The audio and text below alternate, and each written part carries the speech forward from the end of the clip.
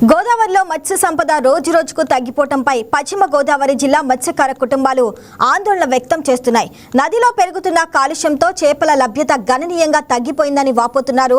వేట ఆశించిన స్థాయిలో లేకపోవడంతో కుటుంబ పోషణ భారంగా మారిందని నరసాపురానికి చెందిన మత్స్యకారులు చెబుతున్నారు. ఒకప్పుడు చేపల వేటతో జీవనం సాగించిన తమకు ఇప్పుడు ఉపాధి సంక్షోభం ఎదురైందని ఆవేదన వ్యక్తం చేస్తున్నారు. గోదావరి కాలుష్యాన్ని అరికట్టి మత్స్య సంపదను పరిరక్షించడంతో పాటు మత్స్యకార కుటుంబాలకు మరింత ఆర్థిక చేయూత అందించాలని ప్రభుత్వాన్ని కోరుతున్నారు.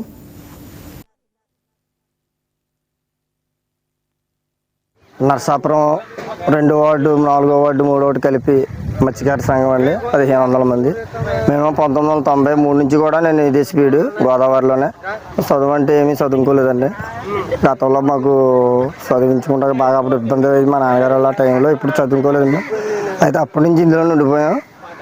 గతంలో ఒక 2008, 2009లో 10లో పులస చేపలు అవి పడి చాలా బాగుండేది. అప్పుడు పులస చేపలు పడినా వాళ్ళు చేసిన తర్వాత మాకు ఏంటంటే ఆ ఫ్లోటింగ్ 2 నెలలు తగ్గిపోయిన తర్వాత నెల ఉండేది పులస చేపలు ఆట. తర్వాత మళ్ళీ నవంబర్ నుంచి జూన్ నెల దాకా ఉంటుందండి ఒలగట్లు. ఈ మధ్యలో 4 నెలలు ఖాళీ అయ్యాయి. మధ్యలో 4 నెలలు ఖాళీ వల్ల మాకు చాలా టైట్గా ఉంటుంది. దానివల్ల ఎవరైనా అప్పులు ఇస్తే దాన్ని వాళ్ళ దగ్గర ఇచ్చుకుని ఏదో జీవనోపాధి నడుపుకుంటామండి.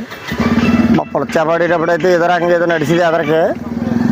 కానీ ఇప్పుడు ఏం పట్టలేదు కాబట్టి మినిమం 17-18 సంవత్సరాలు అవుతుంది.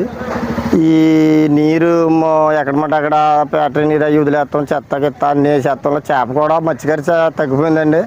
ఏదో గతంలో బాగా పడి 1000-1500 అప్పట్లోనే పడి అప్పుడు రేట్లలో. ఇప్పుడైతే బాగా మత్స్య సంపద తగ్గిపోతుందండి.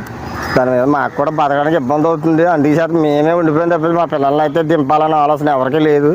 ఇంక మాతోటే మత్స్య సంపద చనిపోతుంది. అయితే ఇంక మళ్ళీ చేప కొనాలన్నా రెయ్యి కొనాలన్నా ఇది ఎక్కడికో వెళ్ళాలి. ఆడపిల్లలు కరువు ఉన్నట్టు ఉంటుందని చేప రెయ్యి కూడా గతంలో ఫీచర్లు కనపడదు. మమ్మల్ని పట్టించుకుని గవర్నమెంట్ ఏదో మాకు మంచి న్యాయం చేస్తుందని చెప్పేసి గవర్నమెంట్ కోరుకున్నామని. అంటే అన్ని విధాలుగా సహాయపడాలని మాకు తెలియదండి. ఎక్కడికి కంప్లైంట్లు ఇవ్వాలి లేకపోతే ఏ విధమైన సహాయం మాకు తెలియదు. మాకైతే గట్టి మీద 6 నెలలు ఉంటాం, నీటిలో 6 నెలలు ఉంటాం. సంవత్సరం అలాగే జీవనోపాధి నడుపుతున్నాం. మా నాన్నలు మా తాతల కాడి నుంచి కూడా మాకు ఇదే వృత్తి. మాకు ఇంతకు మించి వృత్తి చెయ్యాలన్నా మాకు రాదండి. అవసరమైతే చేపలు ఎట్టుకెళ్ళి ఎక్కడ చోట అమ్ముకుంటాం, లేకపోతే ఏటకెళ్ళటం ఇవే మాకు జీవనోపాధం. లేని ఏడాలో 3 నెలలు 10 రోజులు పైన ఉంటాం. మేము ఈ కాడి నుంచి 3 నెలలు 10 రోజులు కూడా పైన ఉంటాం. 1500 మందిని.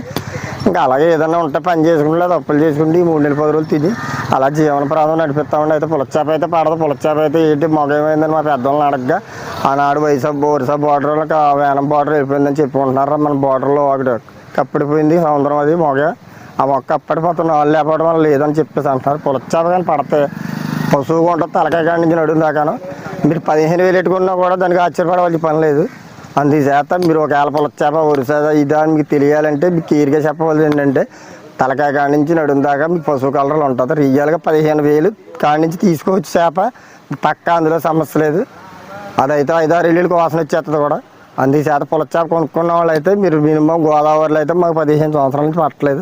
ఒకవేళ పడితే మట్టికి 15,000 కంటే పైకి తీసుకొచ్చి అందులో మట్టి సమస్య లేదు. పులస చేప మంచిది. అది నడవారు తగ్గిపోయింది. దానివల్ల మాకు కూడా మేము కూడా వాళ్ళు కూడా చేయట్లేదు. ఇది వరకు చేసేవాళ్ళం ఇంచుమించు 1500 మంది బతికేవాళ్ళం. అంటే